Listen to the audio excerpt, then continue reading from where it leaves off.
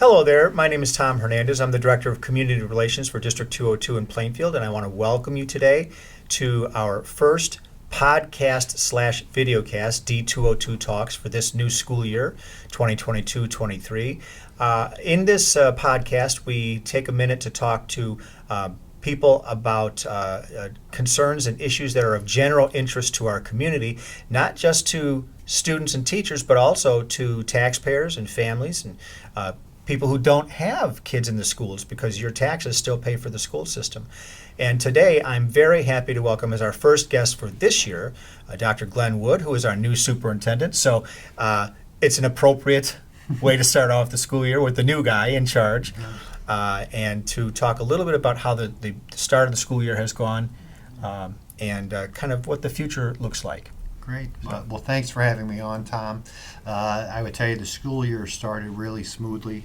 It's a credit to our staff and our parents, and just the students really seem receptive about coming back to school.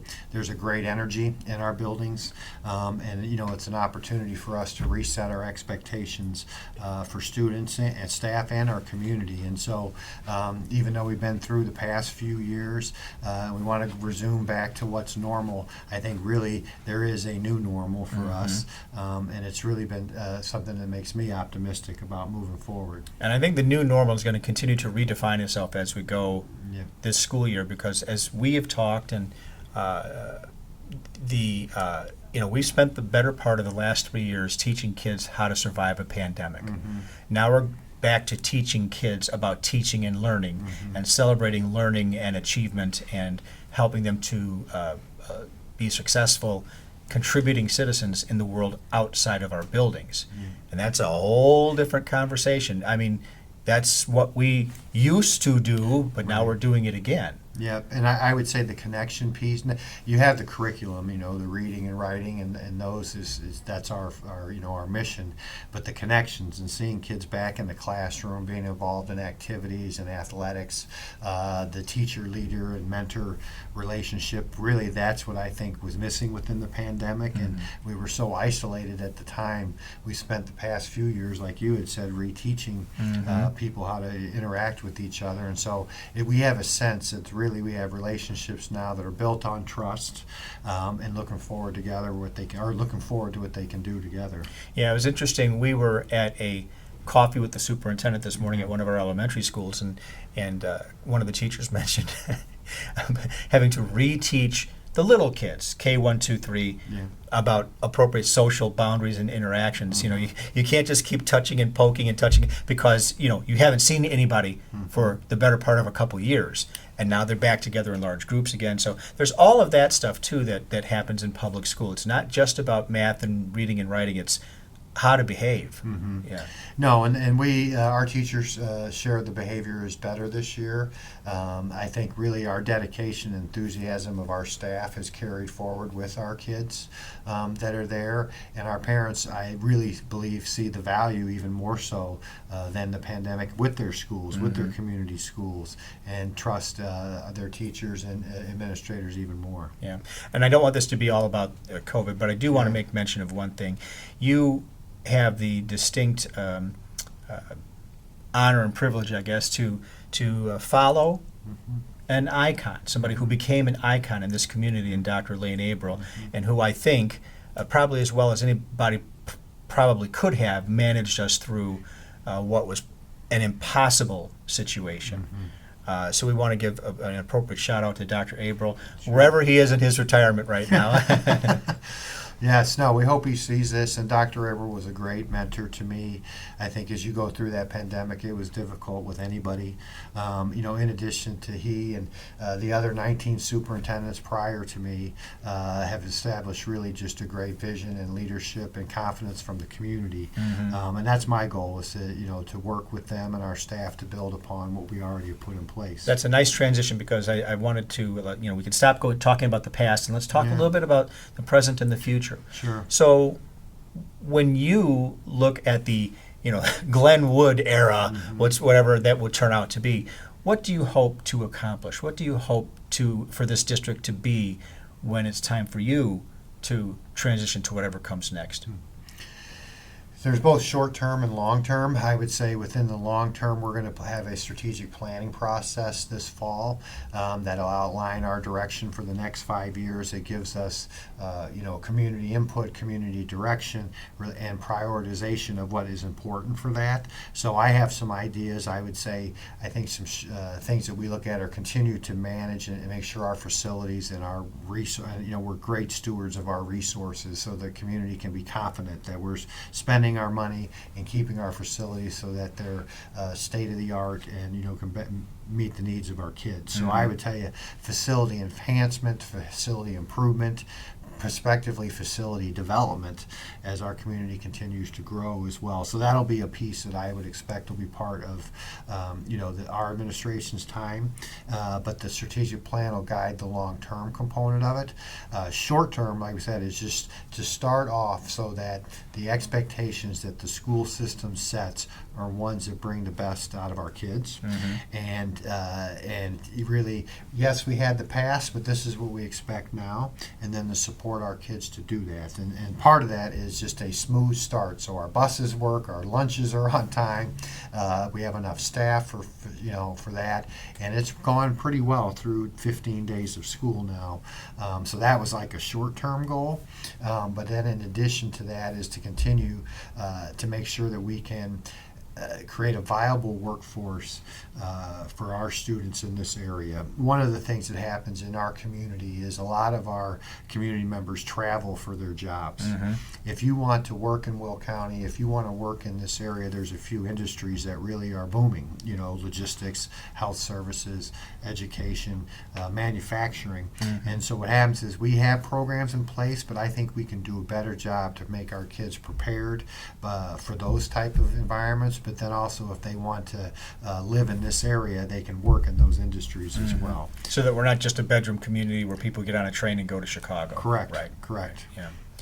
So out of the last 5-year strategic plan, we had several major goals and initiatives. I think that we accomplished most of them, but the biggest one that you were involved with too, was full-day kindergarten. Correct.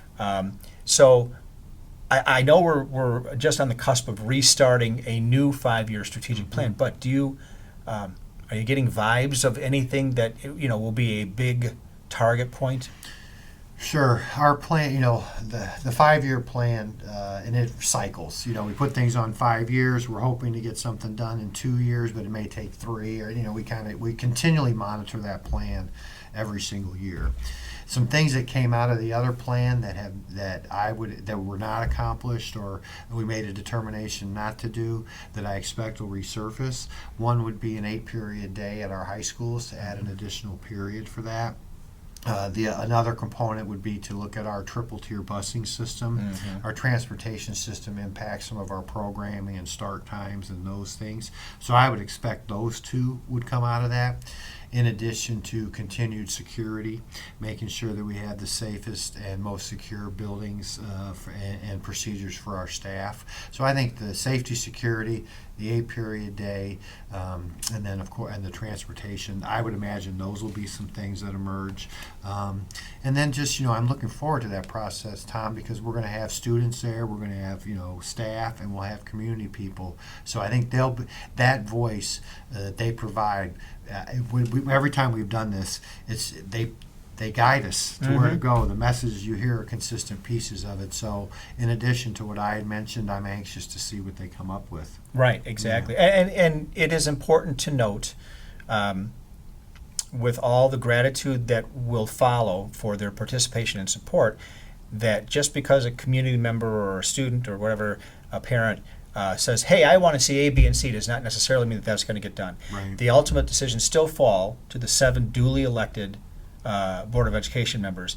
And I've said for years, I admire them, but I would not want to be them because they are in the crux of one of the hardest jobs in our governmental system. And oh, by the way, they don't get paid. Right. Yes.